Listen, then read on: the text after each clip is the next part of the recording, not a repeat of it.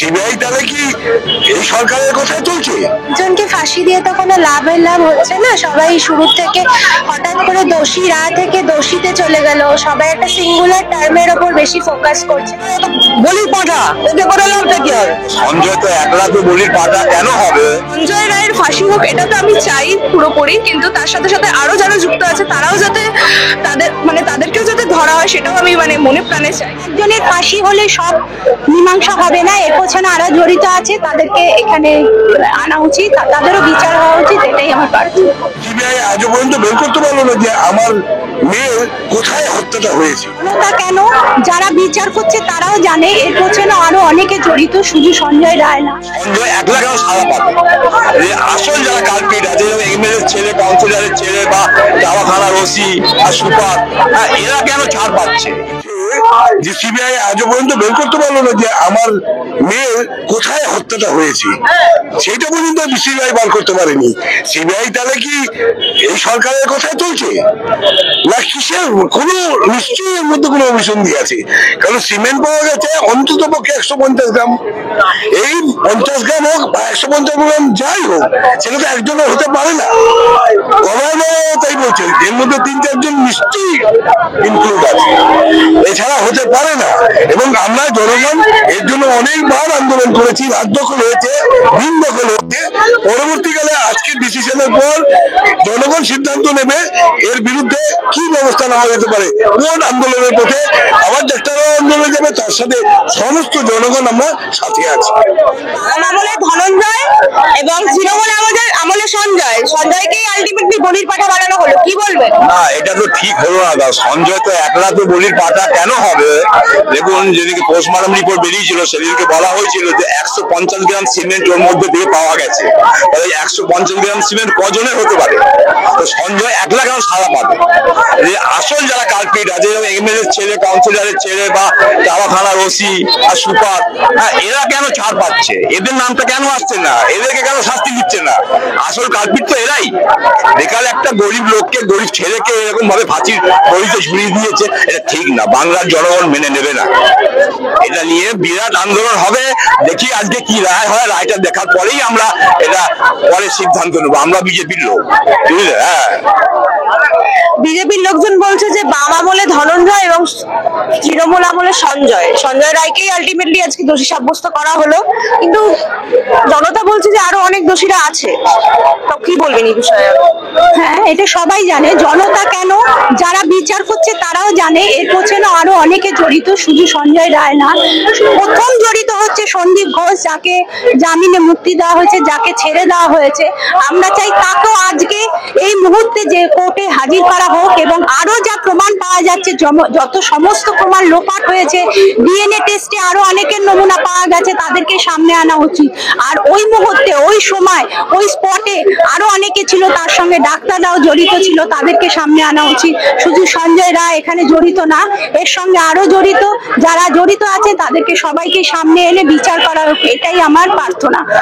আপনি কি ফাঁসি দাবি করছেন সঞ্জয় রায়?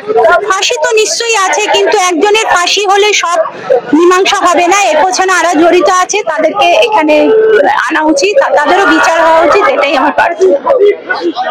সঞ্জয় রায়ের আজকে ফাঁসি বা ধরুন যাবজ্জীবন কারাদণ্ড হবে, আপনি এই রায়ের জন্য এই রায় আপনার কি সন্তুষ্ট? সঞ্জয় রায়কেই একা বলির পাঠা করা হচ্ছে, আরো তো অনেকে যুক্ত আছে, আপনার কি মনে হয়?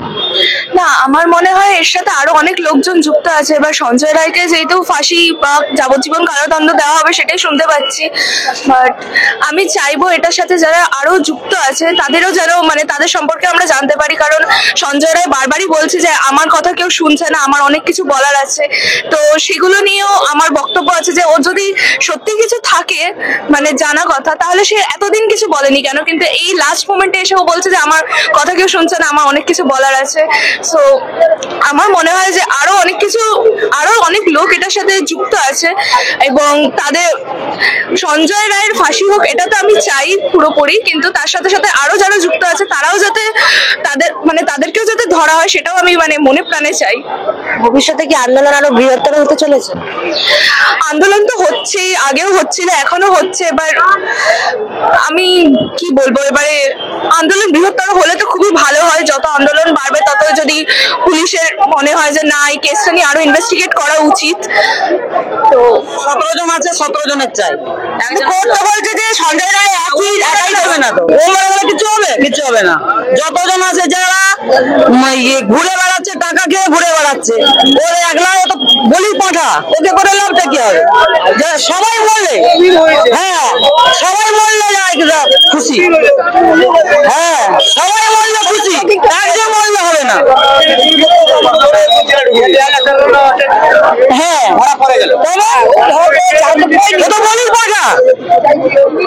আপাতত দেখা যাচ্ছে যে এখানে সবাই শুনছি যে সঞ্জয় রায় নাকি ফাঁসি হতে পারে, কিন্তু একজনকে ফাঁসি দিয়ে তো কোনো লাভ হচ্ছে না। সবাই শুরু থেকে হঠাৎ করে দোষী রায় থেকে দোষীতে চলে গেল, সবাই একটা সিঙ্গুলার টার্মের ওপর বেশি ফোকাস করছে।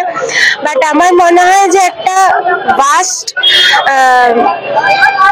মানে একটা কি বলবো, যে এত সবাই মিলেই, বিশেষ করে এটা ধনঞ্জয় চ্যাটার্জির মতন কেসটা হয়ে গেল হঠাৎ করে, যে মানে রাজ্য বা দেশের আগেও এই সেম ঘটনা দেখেছে, সেই সেম ঘটনা রিপিটেশন হচ্ছে আবার 11 বছর পরে। তো যিনি মানে একটা বলির পাঠা বানানো হচ্ছে, একটা পুরোনো ঘটনা কি সেম ভাবে আবার রিপিট করা হচ্ছে, এবং সবাই তো ধরেই নিয়েছে হয়তো ওনাকে সঞ্জয় রায়কে আজকে ফাঁসি দেওয়া হবে। কিন্তু ফাঁসি দিলে আমার মনে হয় কেসটা যারা বলছে সুপ্রিম কোর্টে এগোবে, আমার মনে হয় না আর এগোবে বলে। উল্টো ওনাকে যদি আজকে ফাঁসি না দিয়ে অন্য কোনো সাজা দেওয়া হয় এবং ওনার থেকে ওনার পুরো কথাগুলো যদি আজকে শোনা হয়, শুনে যদি কোনো রায় ঘোষণা করা হয়, আমার মনে হয় সেটা ফার বেটার হবে দেন ফাঁসি। এবং ওনাকে উচিত ওনার সমস্ত সত্যি কথাগুলো বলার সুযোগ দেওয়া, যেটা দিচ্ছে না বারবার।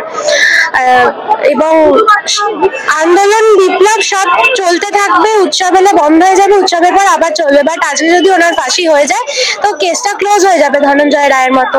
এবং আসল দোষী যারা, যেই সরকার এই সমস্ত কাজগুলোকে ঢাকছে, তাদেরকে তো কেউ কোনোদিনও ধরতে পারবে না।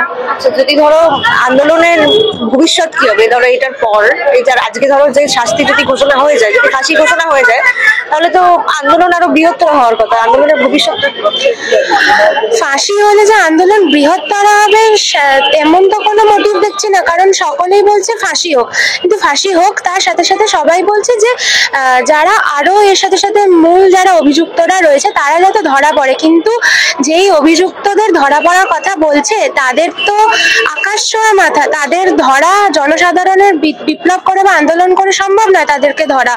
তো এটা একমাত্র সিবিআই করতে পারে, কারণ ওটা একমাত্র একটা ইন্ডিপেন্ডেন্স, একটা ইনভেস্টিগেশন সংস্থা, যারা চাইলে সবকিছু করতে পারে। কিন্তু তারাও বা কেন সেই 7 দিনের মধ্যে যে সঞ্জয়কে ধরা হয়েছিল, সেই 7 দিনের কাজটাকে ওরা এখনো 5 মাস ধরে চালিয়ে যাচ্ছে।